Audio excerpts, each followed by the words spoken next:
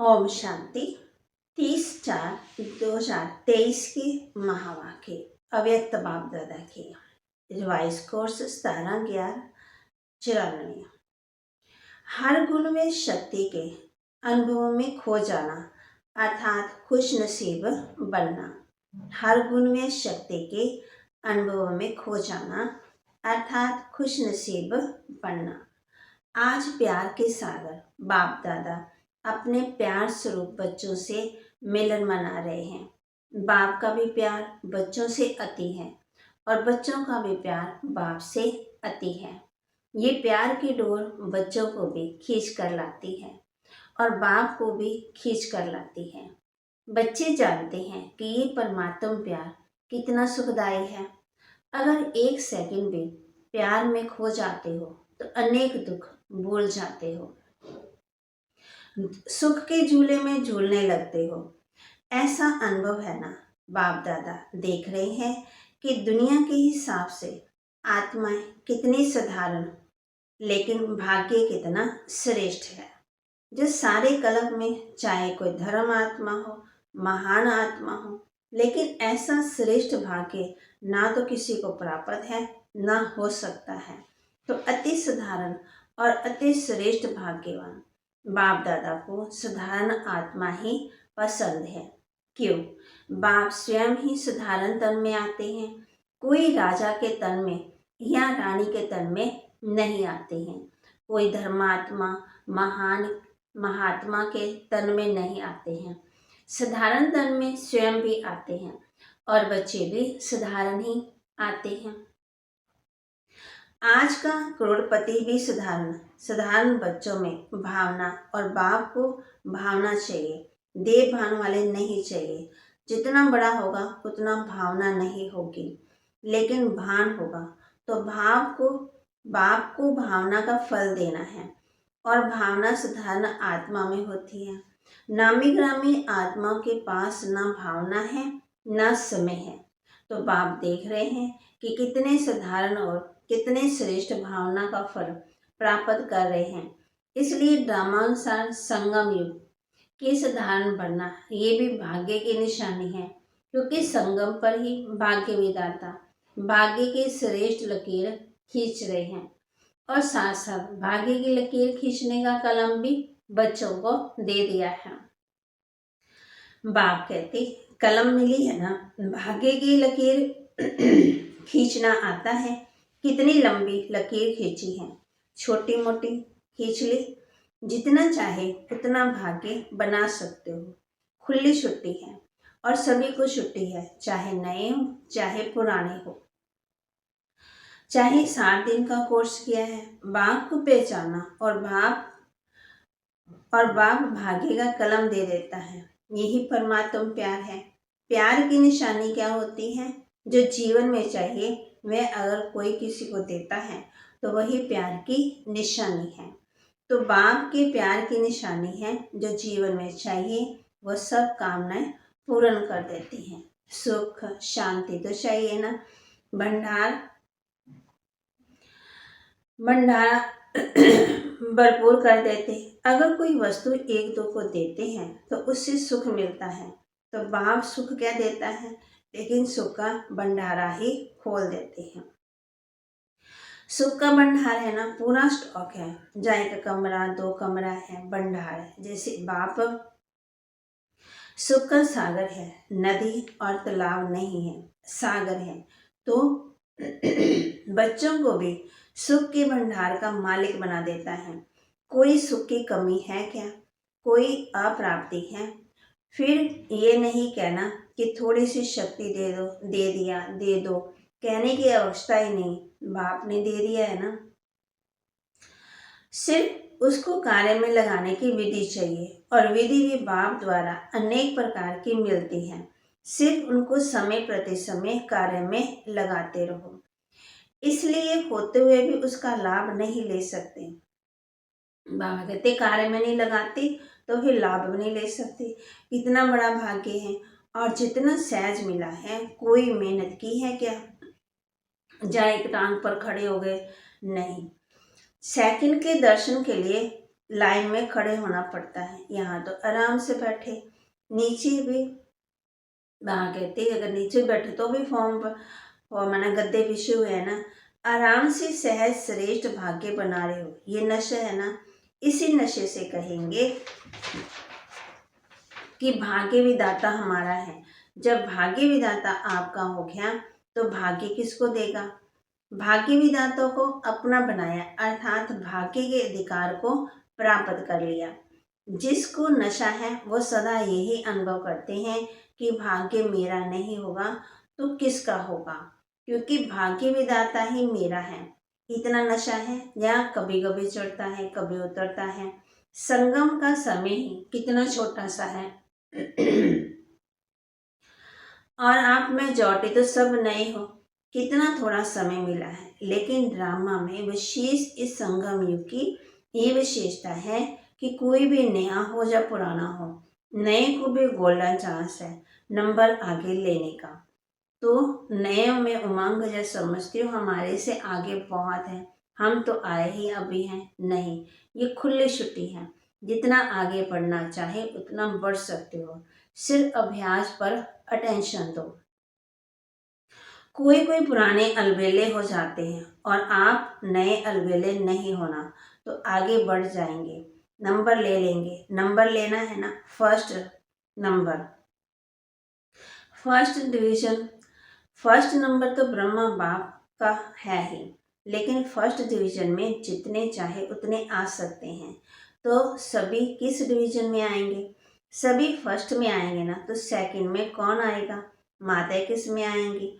First में आएंगे ना। बहुत अच्छा, आना ही है। ये दृढ़ निश्चय भाग्य को निश्चिंत कर देता है। पता नहीं आएंगे कि नहीं आएंगे, पता नहीं आगे चलकर कोई माया आ जाए। माया बड़ी चतुर है, ऐसी व्यर्थ संकल्प कभी नहीं करना। बाप कहते जब सर्वशक्तिमान साथ है तो माया तो उसके आगे पेपर टाइगर है, इसलिए घबराना नहीं। पता नहीं का ये संकल्प कभी नहीं करना। मास्टर नॉलेजफुल पर हर कर्म करते चलो। साथ का अनुभव सदा ही सहज और सेफ रखता है। साथ भूल जाते तो मुश्किल हो जाता, लेकिन सभी का वादा है कि साथ रहेंगे, साथ चलेंगे। यही वादा है कि अकेले रहेंगे, अकेले जाएंगे। तो साथ का अनुभव बढ़ाओ। जानते हो कि साथ है, मानते भी हो, लेकिन फर्क क्या पड़ता है? जानते भी हो, मानते भी हो, लेकिन समय पर उस इंसान चलते नहीं हो। माया का फोर्स ये है, कोर्स है, उसको भुला देता है। लेकिन क्या माया बहुत बलवान है? वह बलवान या आप बलवान, या कभी माया बलवान कभी आप बलवान? आपकी कमजोरी माया है और कुछ नहीं है। आपकी कमजोरी माया बनकर सामने आती है। जैसे शरीर की कमजोरी बीमारी बनकर सामने आती है ना, ऐसी आत्मा की कमजोरी बन करके सामने का सामना करती है। तो ना कमजोर बनना है ना माया आनी है, लक्ष्य है ना माया जीत जगत जीत। तो बाप कहते कितनी बार विजय बने हो? अनगिनत बार। फिर भी घबरा जाते हो। कोई नई बात होती है तो कहा जाता नई बात थी ना, मुझे पता ही नहीं था इसलिए घबरा गई। लेकिन एक तरफ कहते अनेक बार विजय बने हैं, फिर क्यों घबराते? बाप का प्यार ही है ये कि हर बच्चा श्रेष्ठ आत्मा बन राज्याधिकारी बने। बाबा राज्याधिकारी बनाना चाहते हैं, प्रजाधिकारी तो नहीं बनना है ना। तो राज्याधिकारी अर्थात हर कर्मेंद्रिय जीत। अगर अपनी कर्मेंद्रियों के ऊपर, मन बुद्धि के संस्कार के ऊपर विजय नहीं तो प्रजा पर क्या राज्य करेंगे? अगर ऐसे राजे बने तो अपने ऊपर विजय नहीं पा सकते, तो सतयुग कलयुग बन जाएगा। इसलिए चेक करो कि मन बुद्धि संस्कार कंट्रोल में है। मन आपको चलाता है या आप मन को चलाने वाले हो? जब ये कंप्लेन करते हो कि मेरा मन आज लगता नहीं है, मेरा मन आज भटक रहा है, तो ये मन जीत हुए। आज मन उदास है, आज मन और आकर्षण तरफ जा रहा है, ये विजय के संकल्प है। तो जो स्वयं पर विजय नहीं पा सकते वो विश्व पर कैसे विजय प्राप्त करेंगे? इसलिए चेक करो, कर्म इंद्रिय जीत, मन जीत, कहाँ तक बने हैं। अगर फर्स्ट डिवीजन में आना है तो इस लक्ष्य को प्राप्त कर सकते हो। बाप दादा ने देखा है कि बच्चे उमंग उत्साह में भी रहते हैं, ज्ञान के जीवन अच्छी लगती है, ज्ञान सुनना सुनाना इसमें भी अच्छे आगे बढ़ रहे हैं। लेकिन चलते चलते अगर कमजोरी आती है तो उसका कारण क्या है? विशेष कारण है कि जो कहते हैं, जो सुनते हैं, उस एक एक गुण का, शक्ति का, ज्ञान के पॉइंट का अनुभव कम है। मानो सारे दिन में स्वयं को व दूसरों को भी कितनी बार कहते हो कि मैं आत्मा हूँ, मैं आत्मा हूँ, आप आत्मा हो, शांत स्वरूप हो, सुख स्वरूप हो। कितनी बार स्वयं भी सोचते हो और दूसरों को भी कहते हो। लेकिन चलते फिरते आत्मिक अनुभूति, ज्ञान स्वरूप, प्रेम स्वरूप, शांत स्वरूप की अनुभूति वो कम होती है। सुनना कहना ज़्यादा है और अनुभूति कम है, लेकिन सबसे बड़ी अथॉरिटी अनुभव की होती है। तो उस अनुभव में खो जाओ। जब कहते हो शांत स्वरूप, तो स्वरूप में स्वयं को, दूसरे को शांति की अनुभूति हो। एक एक गुण का वर्णन करते हो, शक्तियों का वर्णन करते हो, लेकिन शक्ति व गुण समय पर अनुभव में आए। कई तो बोलते ही रहते हैं कि सहन शक्ति धारण करनी चाहिए, सहनशीलता अच्छी है, लेकिन अनुभूति नहीं होती। अनुभूति की कमी होने के कारण जितना चाहते हैं ना उतना नहीं पा सकते। अगर सभी से पूछे कि जितना पुरुषार्थ होना चाहिए उतना है तो थोड़े में हाँ कहेंगे।